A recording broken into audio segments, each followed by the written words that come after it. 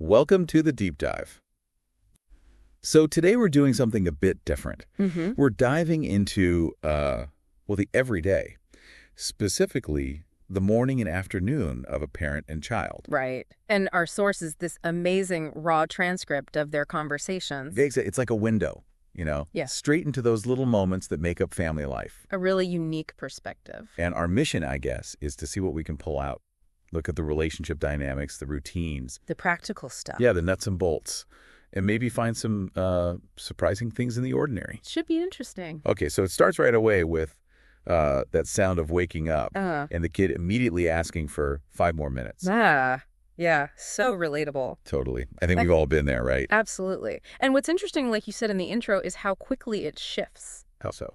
Well, the very next thing is asking the parent to wake up the other parent, even before getting out of bed. Okay. So like an awareness of the whole family unit starting the day. Exactly. It kind of shows how interconnected everyone's schedule is right from the get-go. Okay, let's dig into this morning routine a bit more then. So they get past the sleepy stage, and we're straight into the bathroom. The toothbrush hunt begins. And of course, the classic problem, toothpaste is low. Yep. Parent steps in. Yeah. But listen to how the parent guides the brushing. Right, the instructions. Up and down, around and around, left and right. It's so, specific and clear. It really is. It's like these tiny teaching moments baked into the routine. Yeah. And then the reminder, spit out the toothpaste, don't swallow it. Super important. And effective. That kind of direct, simple language works, plus the rinsing, swish it back and forth. It's all about building those good habits. Okay, so teeth are done. Next stop, potty time. Again, very direct, practical. Do you need to pee? Do you need to poop? Using the word potty. Gentle language. Yeah. And then encouraging independence, right? Can you try to do it yourself? Yeah. Followed by reminders, flushing, washing hands. And the hand-washing theme really stands out, doesn't it? It does. It comes up again and again. Before eating, after the toilet.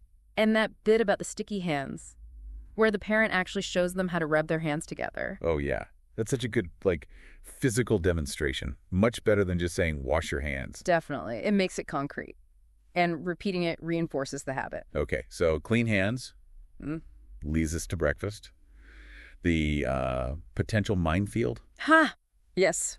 The negotiations begin. Kid's very clear. No porridge, wants bread or noodles. But then asks for more milk and orange juice almost immediately after. Typical. And then, spilled milk, dropped bread. A little bit of morning chaos. But what's interesting is how the parent handles it. Seems pretty calm, actually. That even keel response is key, I think. And you see this food negotiation is just, it's constant, isn't it? Yeah. The child stating preferences, changing their mind. It shows their developing sense of self, Yeah. Communicating wants. And the classic, I'm full, followed instantly by ice cream for dessert. Oh, absolutely. Quintessential kid moment right there. And the child mentioning, look, I rinsed my mouth.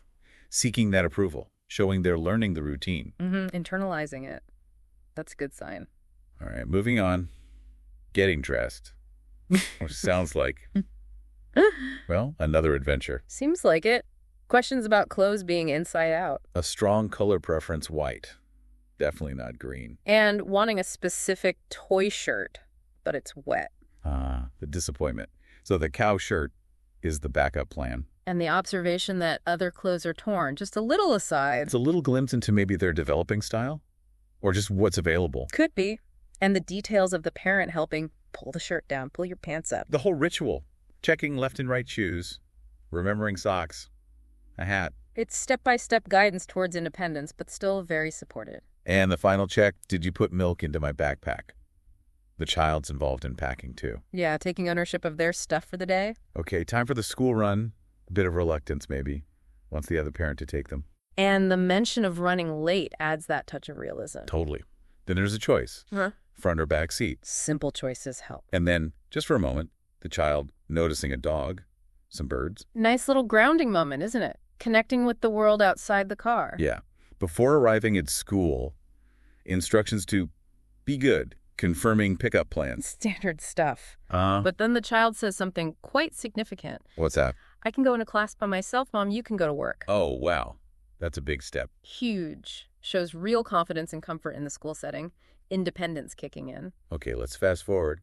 Afternoon, pickup time. And the debrief starts immediately. Right away. Did you play nicely with your friends? And asking for names. Peter, Susan, Nancy, Paul. Getting the social download for the day. Finds out Nancy's the favorite playmate. Favorite toys? Puzzles and toy trains. And good news, shared toys with Susan and Peter, so positive interactions there. Mucked, actually. Not all smooth sailing. There was some conflict with Paul. Ah, yes. Taking toys, and even hitting involved. Yeah. So the parent addresses that head on. Which is crucial, that clear message. Fighting is bad. And praising the child for not hitting back. That's a really important distinction, isn't Yeah. it? Validating the feeling, but not the action. Exactly. And it goes further. The parent actually talks about feeling angry. Right. And gives a strategy. Just breathe and wait for the bad feeling to pass. That's fantastic. Offering a real coping mechanism for emotional regulation. Yeah, really practical advice, right when it's needed. It gives the child something concrete to do with the feeling rather than just being told not to feel it. So much more effective. Okay, shifting gears.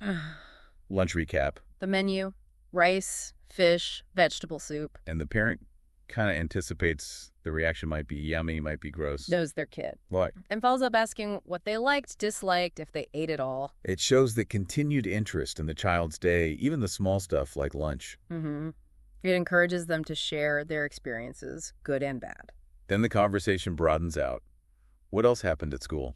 Games, toys, singing songs. Standard stuff. But then also learning about animals, food, and surprisingly, self-protection. Yeah, the bit about kidnappers and strangers. Yeah. Well, it's part of the curriculum now, isn't it? Safety awareness. Guess so. And we get a little health update, too. Susan's got a runny nose. Nancy has a fever. Shows the child is observant of their peers, aware of what's going on around them. Right. Okay, journey home. Specific detail.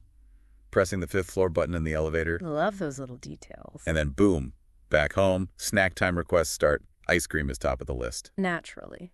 But gently steered towards fruit or the pancakes already available. And pancakes went out, followed by a search for building blocks. Similar dynamic to breakfast, isn't it? Parent guiding choices, child expressing preferences, then shifting focus to play. Yep. Next up, bath time, or rather shower time. Bit of negotiation there. Child prefers a shower. Okay, so shower it is. Okay. Washing hair, kid tries it themselves with shampoo. That initiative. Then washing hands, feet, other body parts. And the inevitable. Uh-oh. Bubbles in the eyes. Yep. Stinging eyes. Very relatable moment. Ouch. Been there. Followed by wanting to stay in longer, and the parents' gentle caution about getting sick. Again, that balance. Accommodating a bit, but holding the line on health. It's constant negotiation. Dinner time.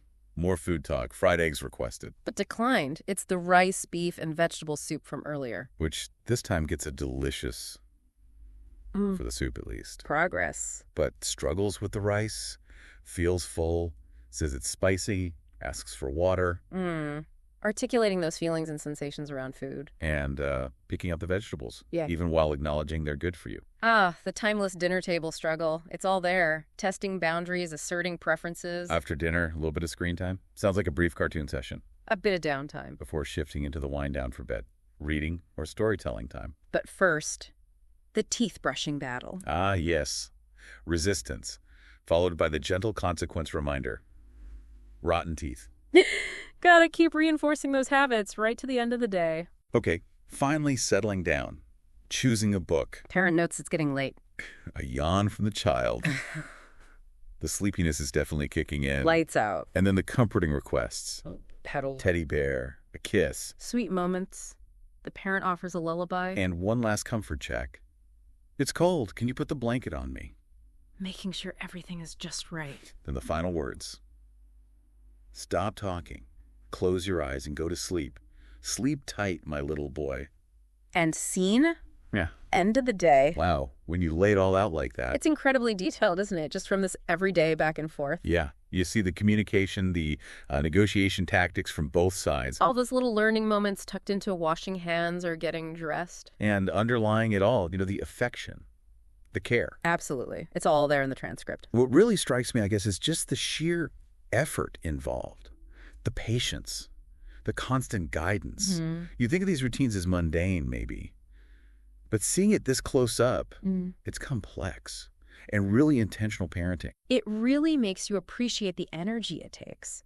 And I think looking at this one specific example, It kind of prompts you to think about your own daily routines, doesn't it? Yeah, definitely. What are the hidden bits in our own days? The connections we might miss? Exactly. What little negotiations or teaching moments are happening without us even fully realizing it? It's a good point. And it makes you wonder, too, if you had, like, months or years of these kinds of recordings, Oh, imagine. what deeper patterns would emerge about the child's development, how the relationship changes over time. The potential insights are huge. It Yeah. really shows the value of capturing the ordinary. Absolutely. Food for thought, for sure.